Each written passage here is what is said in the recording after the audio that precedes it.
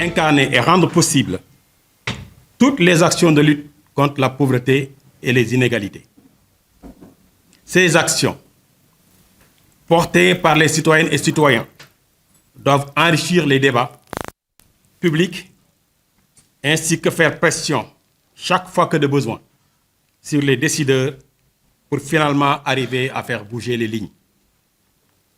Pour tout cela, j'ai décidé de quitter la tranquillité et le confort de ma neutralité et de m'engager dans le combat de l'éveil de la conscience citoyenne et du civisme. Oui, je m'engage parce que toute neutralité dénote une certaine lâcheté qu'on a honte à s'avouer. Et tout ça découle d'un jugement et est parti pris. S'abstenir, c'est également choisir, mais c'est un leurre, voire une ruse pour ne pas décider. C'est un peu oublier que l'union fait bien la force lorsqu'il s'agit de donner corps à des convictions et des idées. C'est pourquoi nous avons tous et toutes, à notre niveau, le pouvoir de choisir la société que nous voulons construire. Alors, quel diagnostic? Quelle situation nous interpelle? Quel changement apporter à notre société et comment y parvenir? Essayer de mieux comprendre le substrat de notre société et répondre à toutes les interrogations à travers notre action sera le moteur de notre engagement citoyen. Les voies pour construire le Sénégal de demain sont multiples, mais elles ont une variable commune. Il s'agit de replacer les individus au cœur de notre action pour écrire ensemble notre avenir. Notre société est violemment heurtée par les inégalités, la pauvreté, l'injustice, la corruption, la violence organisée, une certaine anarchie. Face à ces difficultés qui interpellent, révoltent la majorité de la population qui ne comprend plus, il est possible de choisir de laisser faire, de baisser les bras et même d'abandonner de se battre pour sa survie. Ce n'est pas mon choix. C'est pourquoi je m'engage parce que le RAC, Rassemblement pour l'éveil de la conscience citoyenne et du civisme, comme moi, a fait le choix de l'action. Oui, ensemble, nous pouvons œuvrer pour l'engagement citoyen en donnant de notre temps, de notre personne pour impacter positivement le devenir de notre société. S'engager, c'est notre option. Et cela implique de mettre en gage sa parole, sa personne, son statut et courir potentiellement leur perte, car s'engager, c'est souvent assumer les risques de l'action. S'engager n'est pas sans danger et notre action peut engendrer des conséquences dramatiques. C'est le coût à payer. Mais nous avons le droit, sinon le devoir de défendre nos idées et nos convictions avec force afin d'exiger une société qui nous ressemble. C'est interdit de clamer tout haut ses convictions par peur d'en subir les conséquences. C'est interdire l'action par peur de représailles. Voir l'injustice et passer son chemin, c'est de la lâcheté. Mais nous pouvons rêver, imaginer et construire ensemble notre avenir à travers une meilleure appropriation des valeurs communes, partagées, que constituent les lois, mais également les us et coutumes de ce pays. Le respect des droits humains dans le quotidien doit dépendre de la formation du vécu des valeurs fondamentales et de leur intégration dans les comportements et les interactions. Il s'agit de la responsabilité, du respect, de l'égalité, de l'inclusion, de la collaboration et de la solidarité. Ces valeurs sont essentielles au soutien des principes de dignité humaine et d'égale dignité. Faut-il le rappeler, nous sommes tous d'égale dignité. Les décideurs que nous avons choisis, quel que soit leur mode de désignation, devront servir le peuple et non se servir du peuple. Ils prendront alors des actions justes et durables pour toutes et pour tous, car connaissance de la maturité politique de leurs concitoyens qui attendront d'eux une certaine redevabilité. Aussi, nous en appelons à tous les citoyens de ce pays qui partagent les idées et les convictions que nous véhiculons à prendre en marche le train de l'émancipation citoyenne et de refuser de faire le choix de l'abandon d'un seul combat qui vaille, celui de la souveraineté sous toutes ses formes. Je m'engage, et avec moi le RAC, parce que le Sénégal mérite notre investissement humain pour un avenir prospère et radieux pour nous tous et les générations futures. Je m'engage, et avec moi le RAC, pour apporter notre pierre à l'édifice. Le chemin à parcourir est long et parsemé d'embûches, mais la persévérance sera notre credo. Je m'engage, et avec moi le RAC, parce qu'un meilleur Sénégal est possible, grâce à notre participation à la construction jamais aboutie d'un pays encore jeune et en devenir. Mobilisons-nous. Mobilisons-nous, engageons-nous. Vive le RAC, vive le Sénégal. Je vous remercie.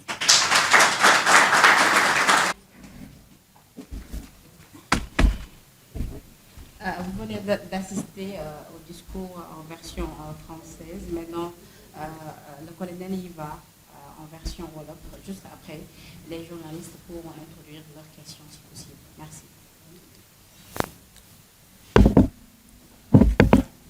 dinañ jéem ci wolof xëy na wolof waala waala wala wolofu Louga waaye yaakaar naa wolof waala waala lay doon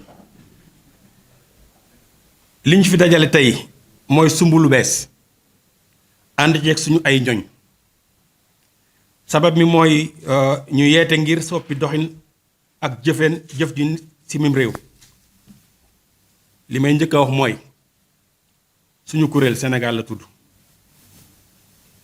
lu ñuy sumb am na ñoo xam ne xeex nañ ko waaye waar wi yaatu na yaatu woo xam ne ku nekk mën na ci bay làccam loolee moo ñuy teel ñun waa RAC muy rassemblement pour l'éveil de la conscience citoyenne et le civisme dañoo bëgg nit ñi gën a xam ne lan mooy seen yelleef ak seeni wareef lan lañu mën a defal seen réew waaye xaaruñu lan leen seen réew mën a defal donte am na àq ak yelleef yu leen réew mi yoreel li ñuy wax dafa tumuranke ñu koy wax di ko dox ba tax na nit yi tànnatuñu ay njiit ci ay jikko ngir xam-xam xeexatuñu ngir ay valeur falatuñu waaye dañuy folli ñu ñëw ngir bëgg ànd ak képp koo xam ne réew mi yitteel na la jiiteel ci takk der yi et à la traité yi ak képp koo xam ne gis nga sa bopp ci li ñuy woote lépp lu ñu bañ dañu koy teg ci ay ngëm-ngëm bañ ko teg ci luñ ci mën a am dañoo war a bàyyi di wax waa nguur gi te soppaliku teg wax bu bees ku yor nguur di nga nguuru moo tax ñun ñoo doon wax nguur gi ku yor nguur nguuru loolu moo tax maam yi ba léegi toftal ci tubaab yi ak ñeneen wuute donte ñun ñoo leen fal jàppe seen bopp nguur ñun ñoo leen di woo waa nguur gi nañ teg réew mi ñoom ñu xam ne jaamu seen soxla jaamu suñu ay soxla moo leen war su ñu yeggee foofu nag ñun ñoo leen nekkal ci naaj bi kon ñoom war nañoo mën na nekkal ci kër gi ba tax na ñun waa RAC dañoo bëgg wax ñun ñi ci waar wi dootuñu wax ñi ci nguur gi waaye soppali ci suñu ay mentalité li ñuy wooye ñi ci nguur gi waaye dina wax ñi ci waar wi carburant bu nekk seen oto ñun population yi ñoo ko jënd oto yi ñuy dawal ñun population yi ñoo ko jënd leneen jumtukaay bu ñu yore ñun population yi ñoo ko jënd waaye ñun dañoo jàpp ne li fi maam mi nekkoon ba léegi daan waa nguur gi looloo jàpp ne ñoom jàppe seen bopp ay buur ñu war a soppali nag di leen wooye ñi ci waar wi ndax ñu taxaw suñu ay soxla ak suñu ay yelleef ñu tabax nag suñu réew ni ko mam bàyyi woon ci rafetal diggante yi ci waaso yi yépp ñu xam ne ñépp mun cee gis seen bopp ci réew mi ñu defaraat askan wi balaa ñuy defaraat réew mi askan wi mooy ñun ñëpp ñu nangu ne ñun ñëpp benn lañ ci Sénégal képp ku fi nekk Sénégal ni ma ko waxoon ci tubaab nous sommes tous d'égale dignité kenn gënu fi kenn ku nekk da nga fi am waar am fi àq am fi ay yelleef ñu war la ko delloo may daaneel di wax ne lépp lu liggéey di joxe war nañ koo rusa ñaan yàlla suñu boroom ndax mën na lépp waaye du def lépp nañu sëgg ci waar wi bañ a fexe di xaar ku ñu jugal walla ku ñu defaral yal na yàlla sàmm suñu réew. Qu'Allah bénisse le Sénégal. Ca kaw ca kanam. Raak ci kaw ci kanam. Sénégal kazalika. Monsieur Sen, effectivement, j'ai beaucoup prononcé, je m'engage, parce que prendre ses responsabilités, un texte lourd de sens,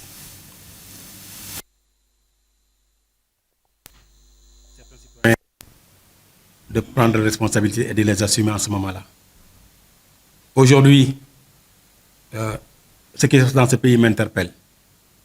Et avec moi, donc, le mouvement que j'ai créé, avec certains collègues d'anciens militaires, douaniers et gendarmes, également des civils, pour pouvoir répondre aux besoins des populations en ce qui concerne l'éveil de la conscience citoyenne.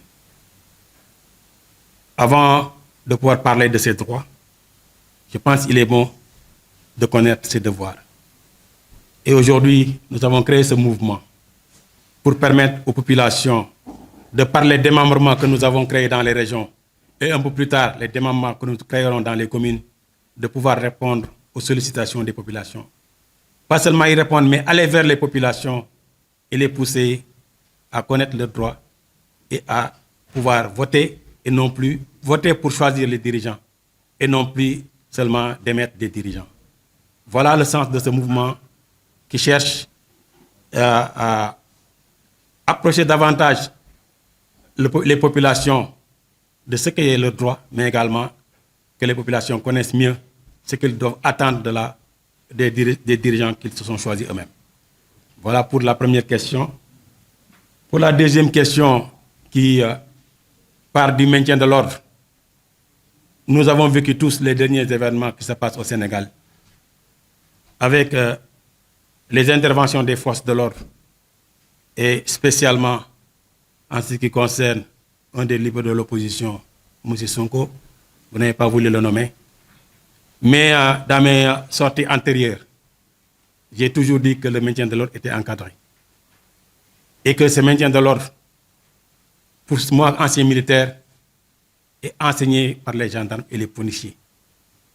Donc, ils sont les mieux aptes à savoir ce que c'est que le maintien de l'ordre, qui est encadré par des textes.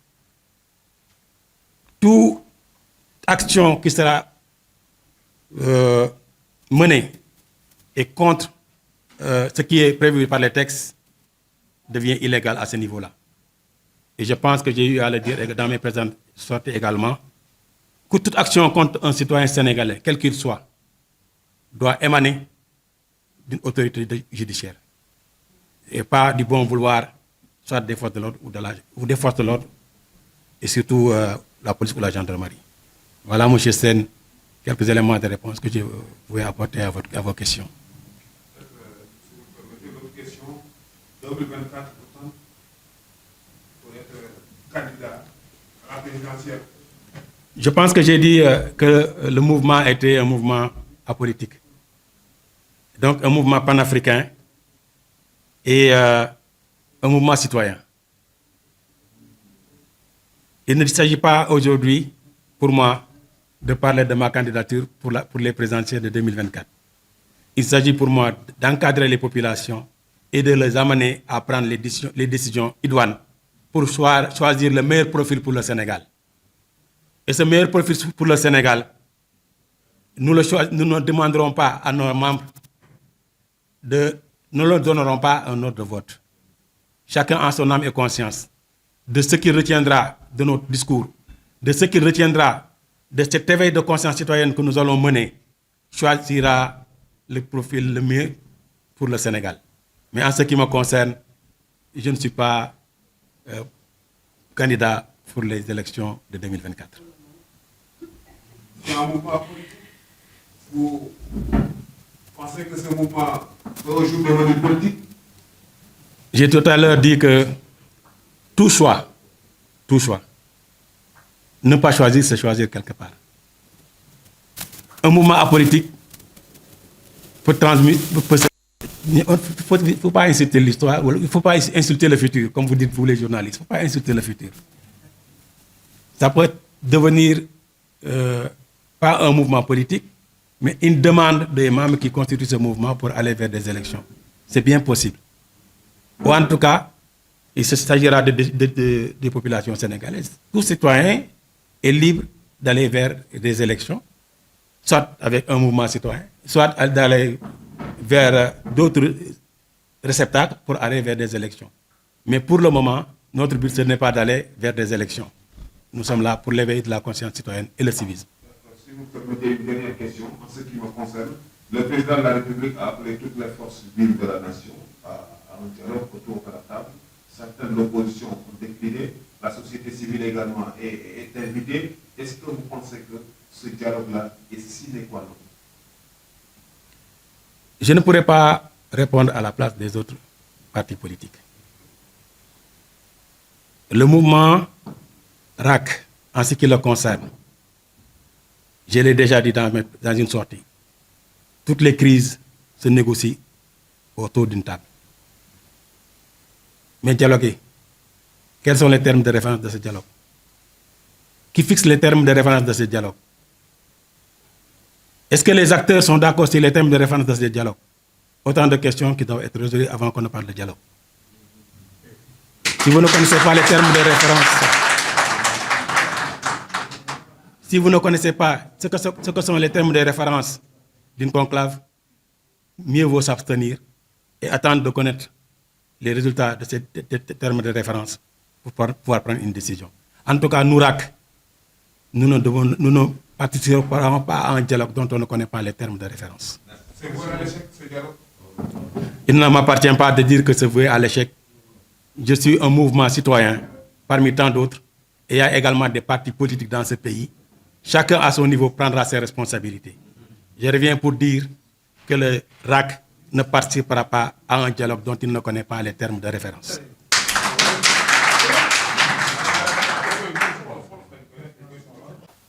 Mon engagement n'est pas en rapport avec le dialogue demandé par le président de la République. Mon engagement est antérieur à cela.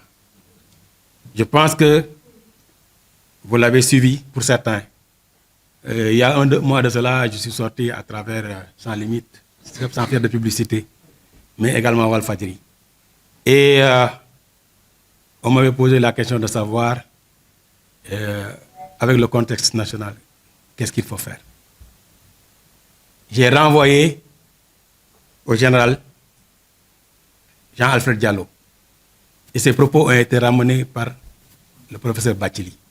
En 1968, le pays traversait une crise et le président Léopold Sédar Senghor avait demandé au chef d'état-major général des armées de cette époque qu'est-ce qu'il fallait faire pour que le pays revienne à la normale. Le général Jean-Alfred Diallo avait donné des réponses et ces réponses ont été suivies d'effet par le président de la République et nous sommes arrivés à des solutions. Si aujourd'hui, il est demandé au chef d'état-major général des armées, ou en tout cas d'autres entités, quels sont leurs avis pour trouver des solutions pour ce pays, je pense qu'ils diront au président de la République ce dont il s'agit et ils apporteront des réponses à ces questions. En ce qui me concerne, j'ai toujours dit que j'ai toujours servi mon pays et pendant 40 ans au sein des armées. Et également, après ma retraite, j'ai continué à servir le pays. Et j'ai dit en ce moment-là que je n'allais pas dire où je travaillais. Mais là, je peux le dire parce que je ne suis plus là-bas. Je travaille au Centre des hautes études de défense et de sécurité. N'y étant plus, je pense que je peux dire que la tribune d'aujourd'hui n'est pas la plus appropriée pour donner des conseils au président de la République, M. Macky Sall. Si j'avais des conseils à lui donner, et à ce moment-là, j'avais dit que ce serait prétentieux, en ce qui me concerne, de donner des réponses aux sollicitations du président de la République. Maintenant, je suis à la tête d'un mouvement citoyen. Et si le président de la République me sollicitait pour lui donner mes réponses par rapport à certaines questions de ce pays, je lui donnerai les réponses qui me semblent les plus adéquates pour moi en ce qui concerne le pays. Et seulement cela. Mais je lui répondrai de façon franche et de façon, en ce qui me concerne, le plus approprié pour les défense de l'intérêt des populations, parce qu'il n'y a que l'intérêt des populations qui m'intéresse. Merci beaucoup.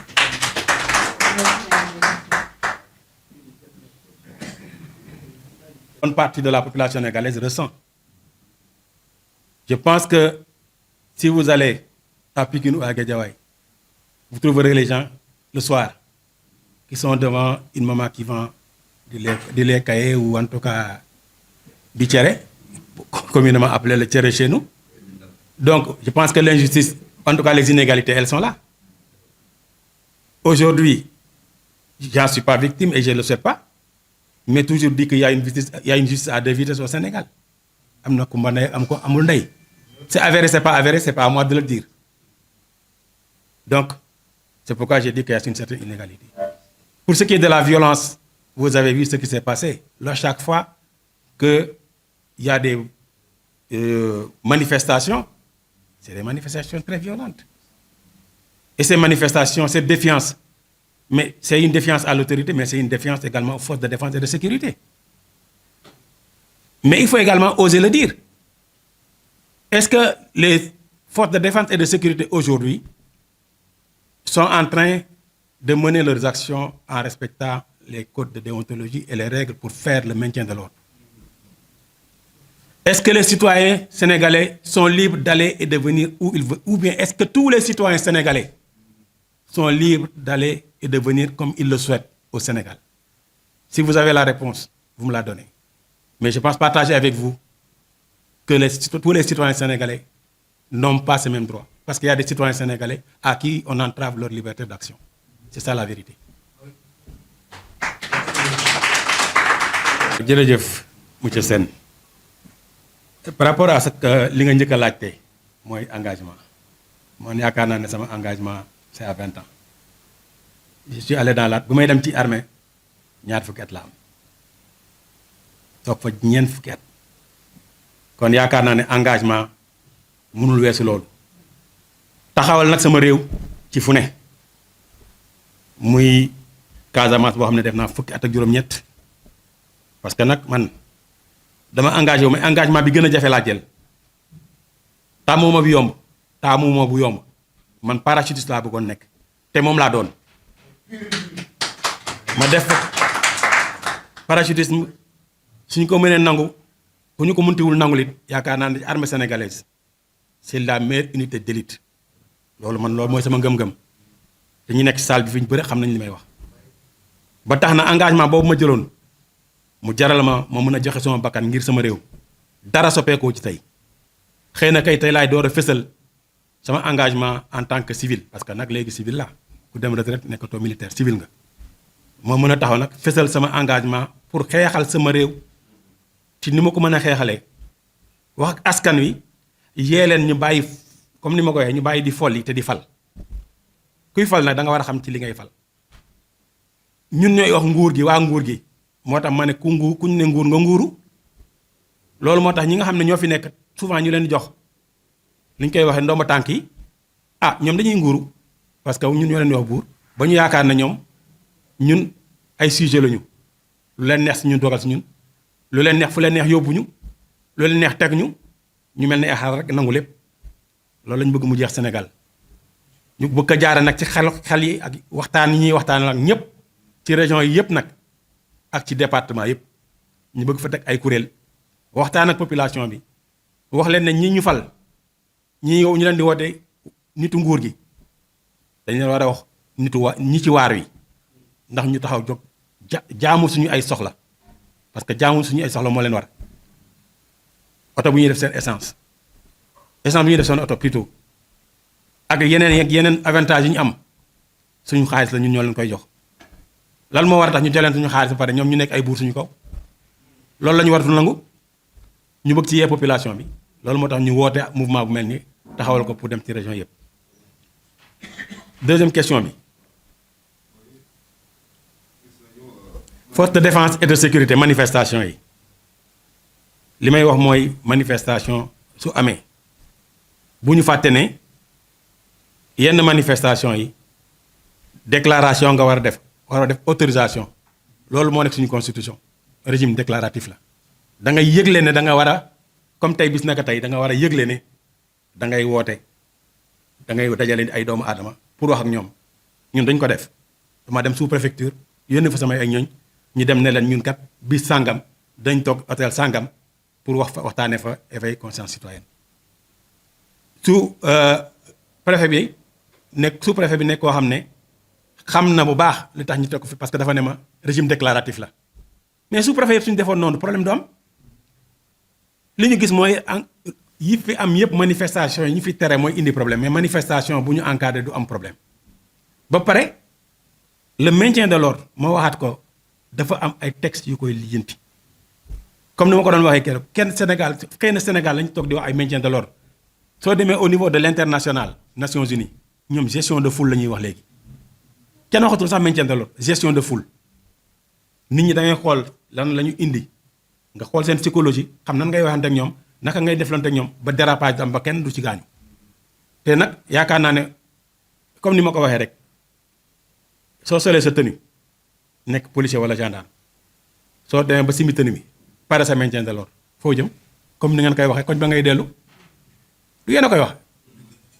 ana looy wax waa koñ ba waa koñ ba loo leen di wax da ngay delluwaat ci koñ ba sol sa tenue civile nekk ak ñoom suñu gorewul ñu fayoon ak yow bi nga solul sa tenue parce que nag nit ki mënoo ko dóor sol sa tenue dóor ko nekkatuloo ci mbooloo simi sa tenue ñëw toog ak moom di waxtaan ak moom dinaa nag moom ataaya dafa jot population yi encore une fois wax naa ko waxaat ko dans certaines sorties que j'ai à faire maintien de l'ordre dañ ko encadré te Sénégal mooy nekk ci un des pays boo xam ne moo njëkk a siife ngeen koy li ñu koy waxee le traité de Rome traité de Rome boobu dafa ne képp koo xam ne jalgati nga yoon dans le cadre de maintien de l'ordre jaay nit ñi doole gaañ leen suñu la porté plainte Sénégal def justice daf la war a topp suñu la porté plainte Sénégal porté la plainte à l'international soo moytul tribunal pénal international ngay mujjee ak képp ku mënti doon kon nag damay wax ne képp ku ñu jox ordre walaatal bu bokk ordre bi ngay exécuter lan la te nag na nga ko teg ci cadre maintien de l'ordre ci teg ci lu ñu wax.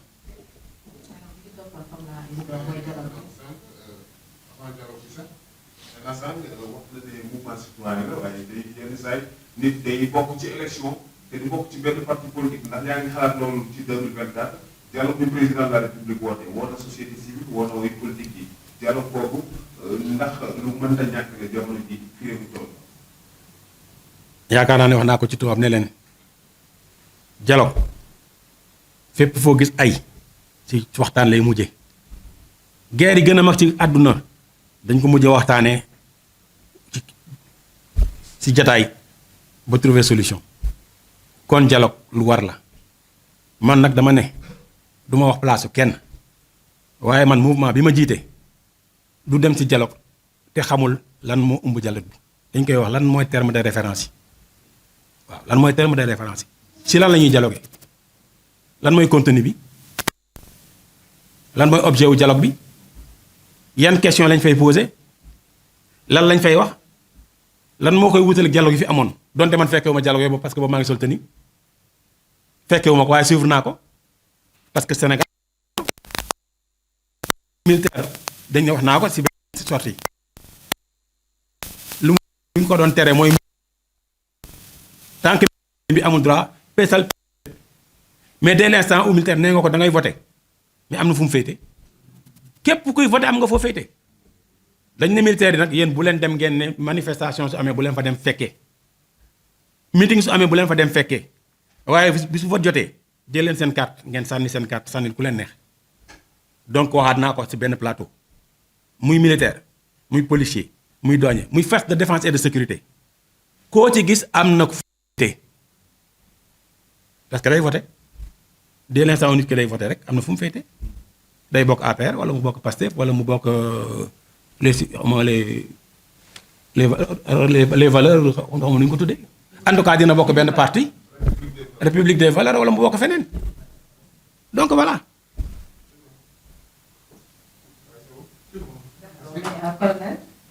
wala ñu ngi fi ñu ngi ci salle bi commencé par yow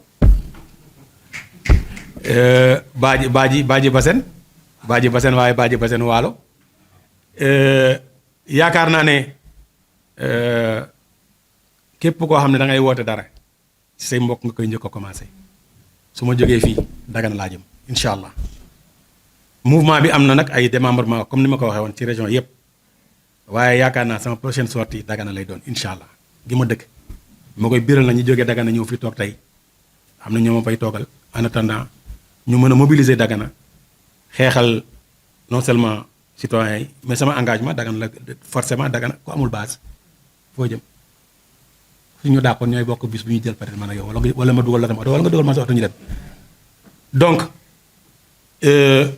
Dagana et au-delà parce que man rak mouvement la boo xam ne qui se veut une vocation nationale donc du seulement à Dagana parce que Ndar dëkk naa parce que am naa fa kër maa ngi bay samay tool ci njaalam bambara te waalo la bokk dëkk Dagana donc yaakaar naa ne su may xeex dinaa xeex pour yeneen régions yi waaye dinaa xeex pour jëmmal li am Dagana tey ñi ngi wax blé di wax expérimentation mais blé bu ñu ko expérimenté Dagana yàgg na tey la nit ñi di wax blé naan dañ ko expérimenté blé ñun tabax amoon na Dagana bàyyi nañ ko Dagana yàgg na amoon ci ay rendement yu baax am na un enseignant qui est ici qui en a beaucoup parlé mais pour des raisons de famille je ne vais pas citer son nom mais loolu lu ñu jëmal la lu am la blé commencé nañ ko bayoon nañ ko Dagana te mën nañ ko bay ba léegi usine tomate boobu nekk Dagana tëj war nañ ko ubbi nit ñi liggéey